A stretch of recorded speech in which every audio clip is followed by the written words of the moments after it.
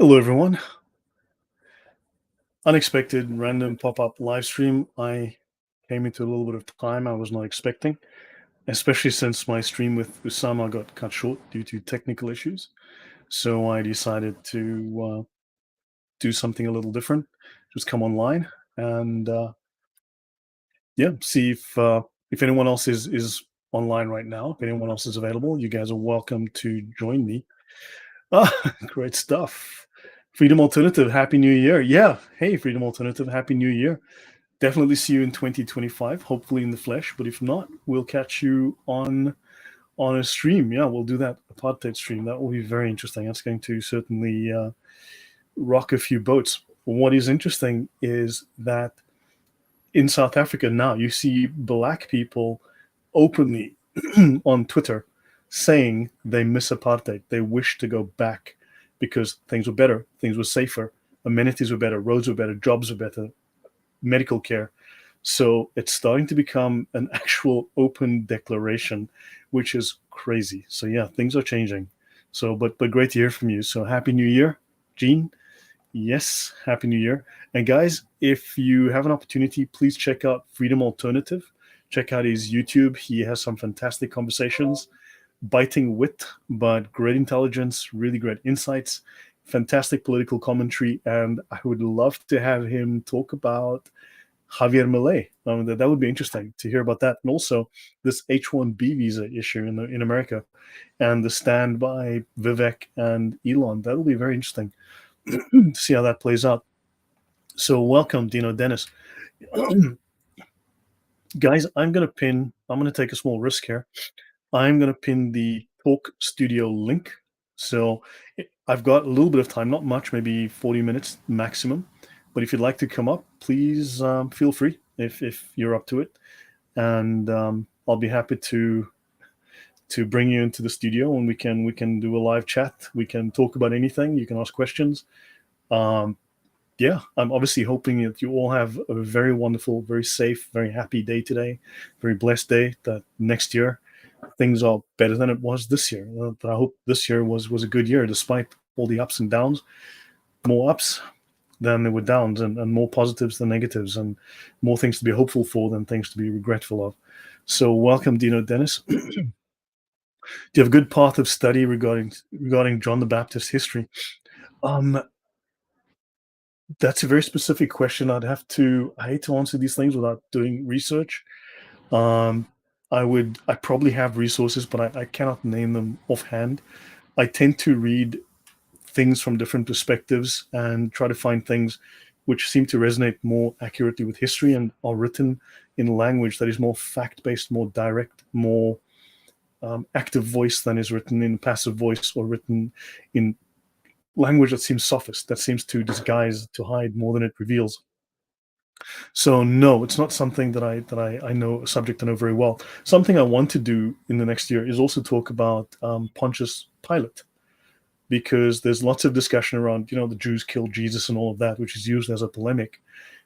But when you look at the actual history of the period, the political history of the period, and the role, the function of Pontius Pilate as a governor, as a Roman governor, and the number of false prophets and the number of people that were killed because they pose a challenge to the Romans, you'll find a lot of people got killed. And it's actually really interesting history. It gives you, looking at the history of Pontius Pilate and the history of that period, really gives you an insight into the politics of the day, what was happening, how the Romans played the Jews. It's a really interesting story. Can you give any tips on how this book made Lloyd is developing? Um, yeah, so I have a meeting coming up. I have two publishers I'm talking to. One's a small publisher. We're busy chatting about something. Obviously, Christmas and New Year has sort of interrupted that discussion. But I have a third meeting with another publisher that actually reached out to me, happening on the 6th. So I have multiple ideas in mind. We'll see which one that we go with. But I am definitely in discussions with people. So we'll see how that goes. It's also easier when you've got a company that's trying to help you rather than you trying to self-publish. Yes, Divine Mercy. Yeah, publishers are hard to get. Yeah, I was lucky. One approached me, so let's see how that discussion goes. It's not easy. Yeah, it's something we can talk about. I think it's important that we start to publish and write. Uh, LOS says, yeah, would love to hear more of Pontius Pilate. I'm looking for stuff about John. Yeah, I don't know enough. I can't help you. So if anyone wants to come up, the link is in the chat. I will drop the link again. Links in the chat. Let me go to YouTube and let me just I'll pin the link. I'm going to pin the link, and in the half an hour or so that I have available, any of you want to come up, you're welcome to come up. We can chat, ask questions. I'm going to drop the studio link now and pin it. And there we go. And I'm going to pin this.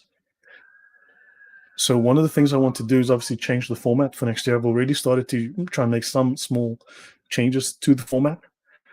And I will be bringing up more guests. I've got another guest show on Thursday. I've got a plan for Friday.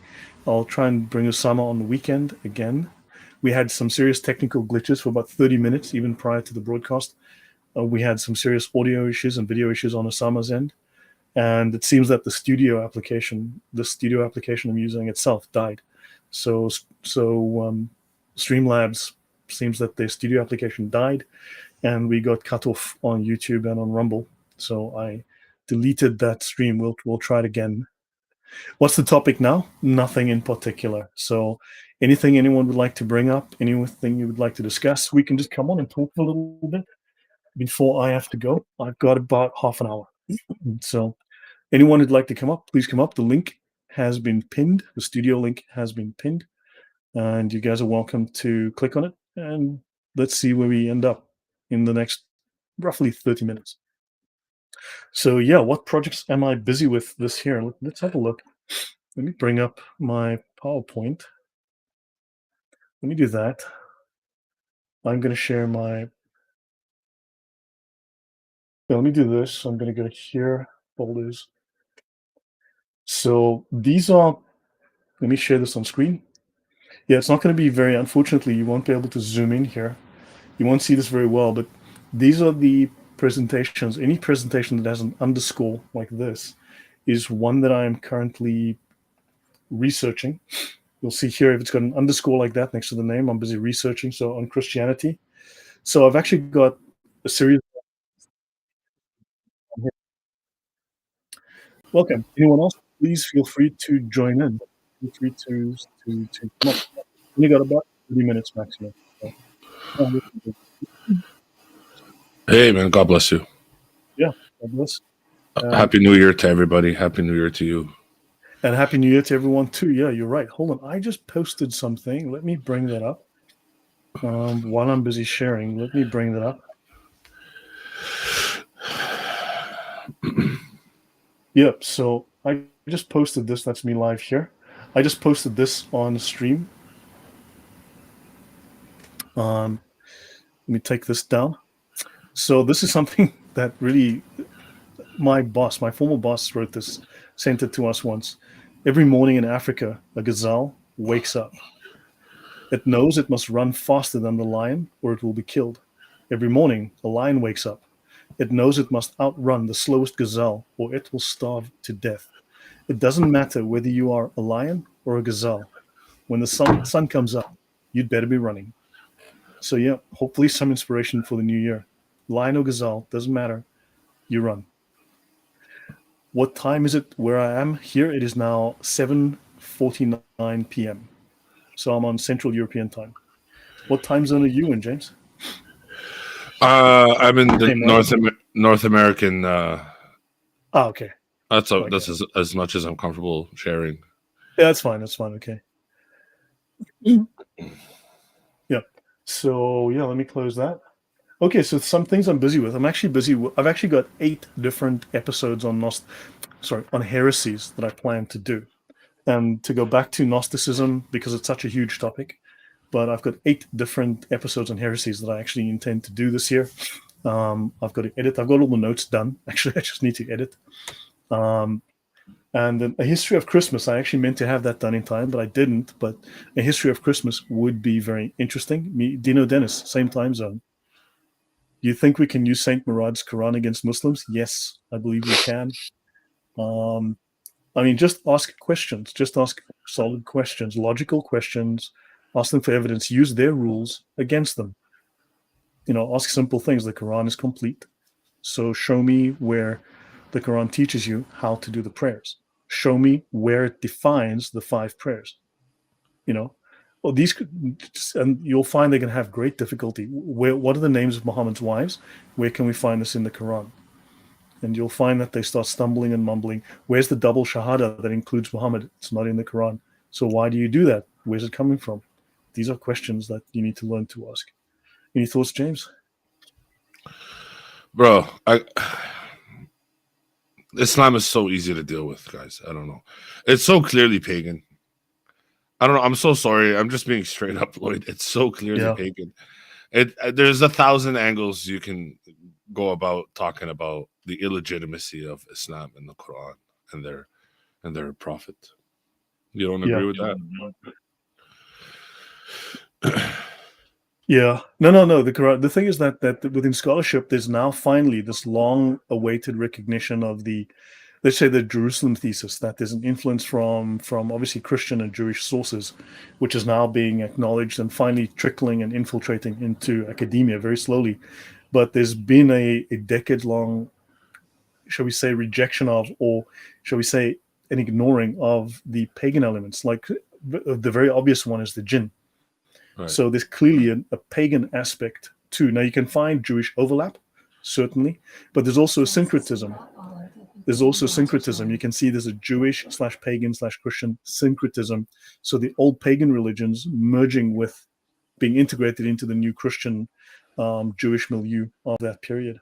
Welcome, Francis. Great to see you. Hello, brother. How are you? I'm good, thanks. How are things in the UK? UK is all right, absolutely. Not a trouble up north, but don't know about London though. So sorry, I should call it Airstrip 1. I believe that's the correct name for it. Oh yes. Well, I just wanted to come up and say, when Saint Augustine talks about this one thing against these heathens, these Protestant heathens and born again heathens, I think he says it best. If you pick and choose from the Gospels of what you like and what you do not like, you don't believe in the gospel, you believe in yourself. Yes. Yeah. And sorry, please go for it. No, that's a fair point. That's why I did my notes on Bible disbelieving Christians, because clearly they don't believe in the Bible. And you have Protestants scholars literally stating the Bible is corrupt, literally making the claim that they do not respect the Bible that the apostles used, and they reject that Bible, which is insanity for people who make these bold claims about returning to the apostolic faith, the original practice of the apostles. Absolutely, brother. This is where I've got a lot of points for these people anyways, but I do not have any particular time for them, because whatever you say to them, they will just somehow, even if you quote Psalm, don't touch my anointed ones, they will say, oh, anointment just means the anointment of the Holy Spirit. It doesn't actually mean anointment the way we as Orthodox Christians understand. It's just another conundrum and drama that they play with you. And that's why I think sorry. Everything is redefined, though. I mean, that's just basic sophistry. The Gnostics did it, and there's definitely a Gnostic element there. The Muslims do it, the socialists do it. It's the woke do it, which is effectively all the same thing. The wordplay, the redefinitions. I mean, the words have no fixed meanings. That's just relativism, which is shocking to see if you're claiming that you're finding your way to truth, which is fixed. Right, objective, yeah. Absolutely. Yeah. So I also wanted to wish everyone a very happy, blessed New Year. I want to quote something by Saint Paisios, who is a saint in an Eastern Orthodox Christianity. He talks in regards to being the bee, for seeing good in everything that we see, because a bee does not see anything bad. It doesn't understand anything ugly, because it doesn't look into it. It just sees the flowers, sees the beauty around it, rather than being the fly who sees ugliness in everything. So may our eyes be enlightened in the sense of a bee, where it sees the beauty in everything and do not see the ugliness of what lies in society. And may God bless us and guide us and keep us by His grace. That's what the prayer would be. But yeah, it's sad as anything, but we see the good in everything. That's what the blessing I would say is a blessing of God in every regard. Right. Yeah, no, thank you. Yeah, we have a question from the Jasian that says, if we use the principle of embarrassment and the multiple embarrassing stories of Momo, could this perhaps prove Momo's existence?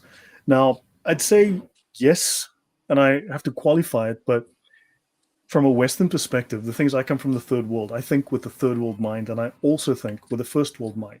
I've got a foot in each world. I've got half my brain in each world. So I see things from two simultaneously different perspectives. So people assume that all cultures are the same. We have the same values. We see truth as the same in the same way, and so on. Few people realize they have a completely different value set in the third world and in Islam. There's a different value set. For them, what we consider logic, they would consider irrationality. What we consider irrational, they would consider normal. What we consider moral, they would consider immoral, and vice versa. So for them, these embarrassing things that you would view as embarrassing is not embarrassing to them. They are embarrassed by the fact that you attack those things because they understand your value system. But in their value system, these are just normal because their value system literally is, in many cases, an inversion of yours. So for them, it's not. So you've got to also kind of add this perspective to it. So yes, they were clearly, Muhammad's a composite. Clearly, he's a composite of more than one character, Right. Or different aspects of one character made into, or something. There's something that happened there. But your thoughts, James? No, I agree. Also, be very, very entertaining. Just want to put that out there. It'd be very entertaining if we just decided to put all the embarrassing things. That'd be fun. Yeah. Someone mentioned, interesting, Mike Samal says, do you know that according to the hadiths, everyone who reads in order to understand the Quran is considered scholars? That is directly taken from the Talmud. Let me actually reference that, because oddly you'll find really weird references to the New Testament and to the Talmud, and as you've mentioned, James, to the Mishnah and so on in the in the Quranic stuff. So, for instance, this is something that is commonly used against Jews, right? And Rabbi Yohanan says a Gentile who engages in Torah study is liable to receive the death penalty. As it is stated, Moses commanded us a law, the Torah, an inheritance of the congregation of Jacob, Deuteronomy. It is an inheritance for us and not for them. Now, many people claim or want to imply that a lot of what happens within the Talmud is definitive law. It is not. It's a debate. It's a discussion. It's a question and answer. So they're posing a question and they're saying, okay, guys, here's a test. Let's see what you as new students or with people, let's play devil's advocate with this. And they claim then, but notice it goes on. You'll see the debate. The Gemara challenges. And it says here, a Gentile who studies Torah robs the Jewish people of it. Okay. And then the punishment of a Gentile who studies Torah is like that of one who engages in intercourse with a betrothed young woman, which is execution by stoning. And then everyone goes, oh no, the Jews want to kill you. But then it goes on, it continues, and then eventually they go from one rabbi to another, and then they go to the top rabbi, and they'll come up with an answer. And sometimes, in fact, these discussions don't even have an answer. They just cut off, and they go to something else. It's pretty random a lot of the time. The Gemara raises an objection to Rabbi Yohanan's statement. And Rabbi Mir would say, from where is it derived that even a Gentile who engages in Torah study is considered like a high priest? It is stated in the Torah, in the Bible, you shall therefore keep my statutes and my ordinances, which if a man does, he shall live by them. Leviticus 18:5, which if priests, Levites, and Israelites do, they shall live by them, is not stated. He says, it doesn't state only the Jews. It says a man, which means all men, which indicates mankind in general. You have therefore learned the conclusion is, in this particular case, that a Gentile who engages in Torah study is considered like a high priest. Now, I guarantee you, except for my channel, you've not heard that ending, because the anti-Semites, the people who hate the Jews and who want to lie about the Talmud, which they do on a continuous basis, show you the other part, and then they forget to show you the end, which undermines and contradicts that claim. So a Gentile who studies the Torah is considered like a high priest, and that's very similar to what is considered here. That anyone who reads the Quran is considered a scholar. That's taken from the Talmud. Any thoughts, anyone? No. Yeah. So just something on that. I'll do a discussion. I'll do a deeper discussion on this in the future. I'll go through these Talmudic. I once studied, and I went into, I spent months reading the Talmud, and I did a study with another guy, and we analyzed about 30 of the most common of these Talmudic claims that people make, and it's crazy when you actually read the Talmud. Well, El Delta says, Lloyd, you're a legend. Thank you very much. God bless you in your work. Thank you, and I hope you had a wonderful Christmas, and blessed 2025 to you and your family. You were talking about doing a series on heresies? Yes. That's so weird because 2 weeks ago I started my series on the major heresies. It's on I my noticed, channel. Yeah. So if you want what I have, I'll send them to you too. Yeah, like I said, you're doing this at like 4 a.m. in the morning for me, or 3 a.m. in the morning my time, which I can't. Yeah. So we covered adoptionism, Arianism, Nestorianism, and Apollinarianism so far. So right. Yeah. Let me wonder if there's anything else in this Talmudic stuff that I've got a couple of things here. right. Chapter 7, verse 167 of the Quran in Tafsir Tabari. Okay. Yeah. It talks about a king and a donkey. It's kind of an embarrassing excerpt. It talks about a king and a donkey where the king holds down the donkey, beats it, and the donkey turns to him and says, you penetrate me at night and you ride me in the daytime. No joke. It's a story about a king penetrating a donkey. Now, if you go to Sanhedrin 105b, Yeah. if you open it, you could see where Tabari and the Muslims stole it from. Really? They stole it. It's in the Talmud, where the donkey says, I perform conjugals for you at night and you ride me in the daytime. Wow. That's weird, yeah. I have a lot of these, man. Tons of these. I know them by heart as well. It's pretty sick. Pretty sickening stuff. Sanhedrin, Talmud Sanhedrin 105b. Yeah. I'll do something else here. For instance, there's a common claim that Jews can rob you blind and it's okay.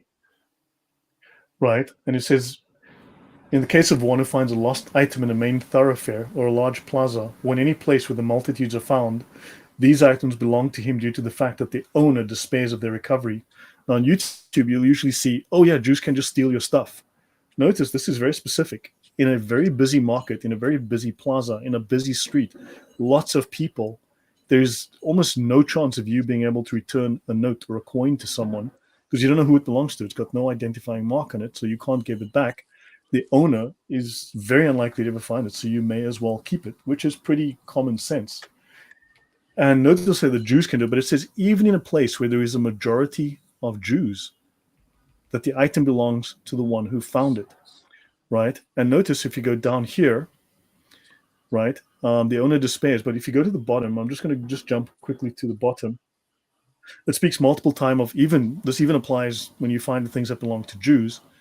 But we'll go here. It says here, the Mishnah teaches with regard to one who left a stolen item to his children. If the item was something that may serve as a legal guarantee of a loan, the heirs are obligated to pay the owner. So here they say, hold on, but you have to be honest. It refers even to a cow that he plows with or a donkey that he drives by directing it, which the heirs are obligated to return. And from the fact that the heirs must return a cow and a donkey, one can infer that they must also return a bed and a table. So it's actually stating that you need to actually be honest. There's something I need to find here. I wanted to put. Yep. So, are we just hanging out? Is that what we're doing? Yeah, I've only got another 10 minutes or so. Yeah, I'm gonna put some links on the side if we can pull them up at one point. Yeah. Let me just bring up one more here that I want to show. For instance, because what my viewers have asked me to talk about the Talmud. For instance, this is Owen Benjamin. Owen Benjamin has a sub-zero IQ as far as I can tell. He says, now, if you watch this video of his, he blatantly says Jews may use lies to circumvent a Gentile. That's in Bava Kama 113a. When you read Bava Kama, it's actually quite complex, right? It states here, the Mishnah is discussing a customs collector who does not have a limitation placed by the governor on the amount he may collect. So he collects as he pleases. In other words, a tax collector who's a thief, who is defrauding people, extortion. So it's actually talking about extortion, but Owen Benjamin fails to mention that, right? He says a customs collector. All right, he forces people to give him money, but Owen Benjamin, being the liar that he is, he fails to mention that. And then we can continue here. Now it says here, the Mishnah then it goes on to talk about other circumstances. And it says here, in the case of a Jew and a Gentile who approach the court for judgment in a legal dispute, if you can vindicate the Jew under Jewish law, vindicate him and say to the Gentile, this is our law. If he can be vindicated under Gentile law, vindicate the Jew and say to the Gentile, this is your law. And everyone will show this and say, hey, see, Jews are going to try and cheat you in legal matters. And if it is not possible to vindicate him under either system, you approach the case circuitously, seeking a justification to vindicate the Jew. Now, that's an opinion. It's not a final judgment. It is not a final law. This is the statement of Rabbi Yishmael. That's one guy's opinion. Rabbi Akiva disagrees and says one does not approach the case circuitously in order to vindicate the Jew due to the sanctification of God's name.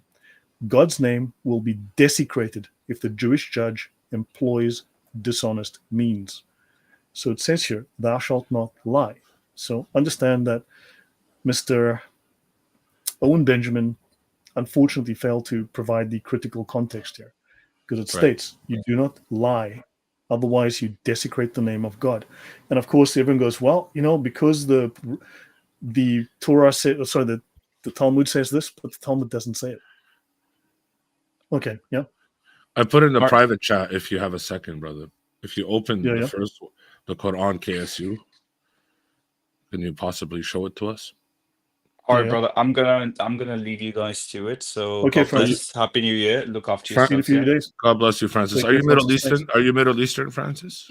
Half and half. Yeah, your name says Al-Orthodoxia. So yes. Okay, well, if you understand Arabic, you might not want to leave for this one, because before you go, this one's kind of funny. All right. Up to you. If you understand Arabic. Do you understand Arabic? A tiny bit, yeah. Okay, zoom in, Brother Lloyd. I want people to see this. Go down to 128, 129. Go down. Yeah. See those, the blue, 129. Yeah, the blue numbers, yeah. Okay, perfect.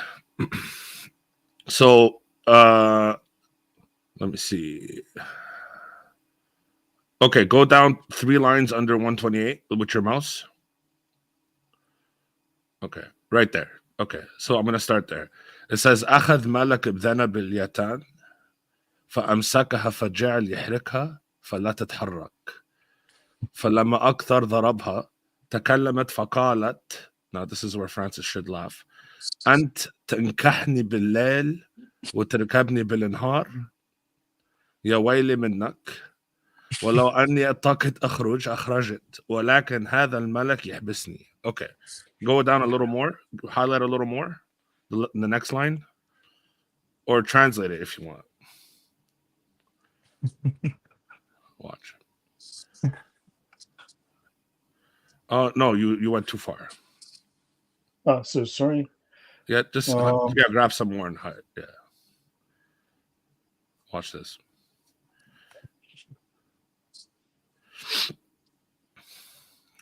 You keep skipping the important part. I know what it is. Okay, the one under it. The one under it. Yeah, right there.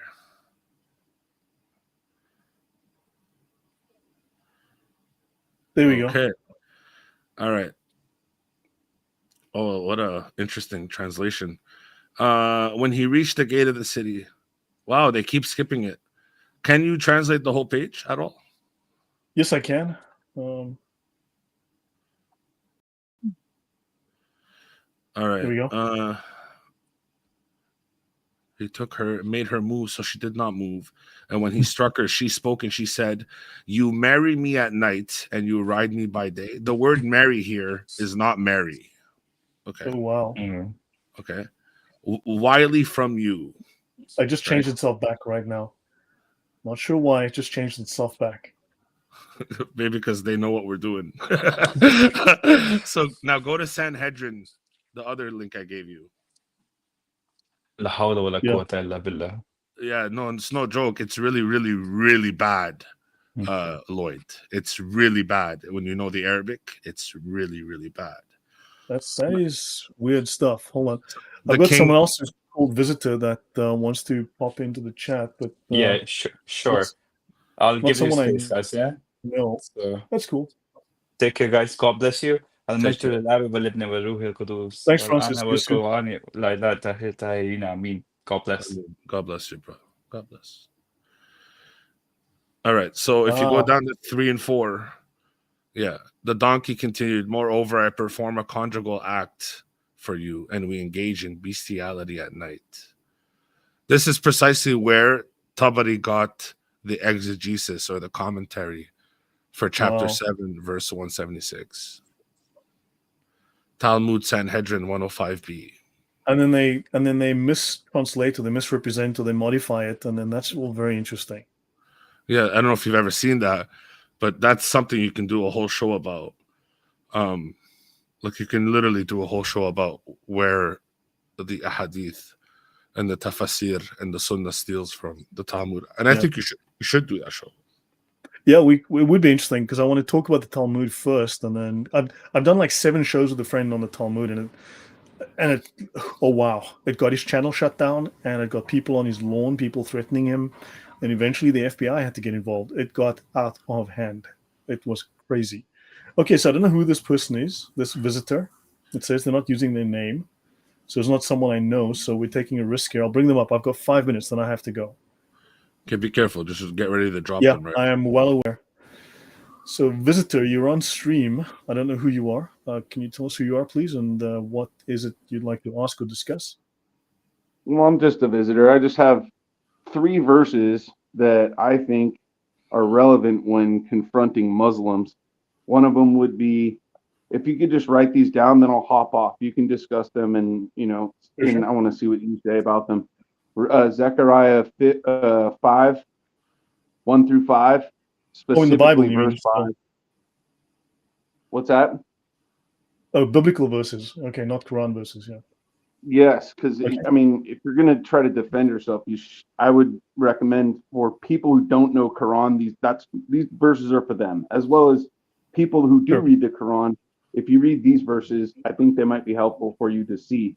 So Zechariah 5, 1 through 5, specifically verse 5. I think you'll see a familiar term in the word thief being used there. Matthew 11:13, referring to prophecy, and then Revelation 19:10, which is important for Christians, I think, to understand. Don't bow down. So yeah, I will.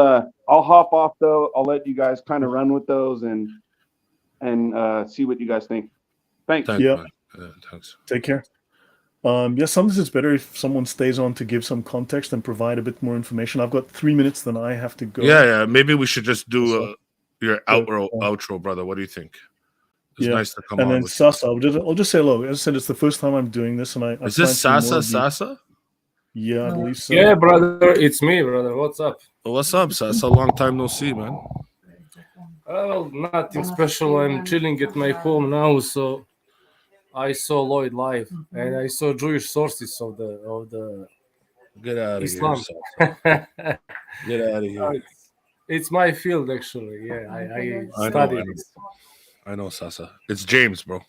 Yeah, I know. That's you. I recognize the voice. How are you, Lloyd? We met in Reason Answers. I remember, except after I discussed after I discussed how Martin Luther called reason satanic, and said, and I discussed Martin Luther's paper on reason, I was disinvited. I haven't been back since. Okay, why they're friends? They're well, that's not nice from their side, honestly. But what can we do?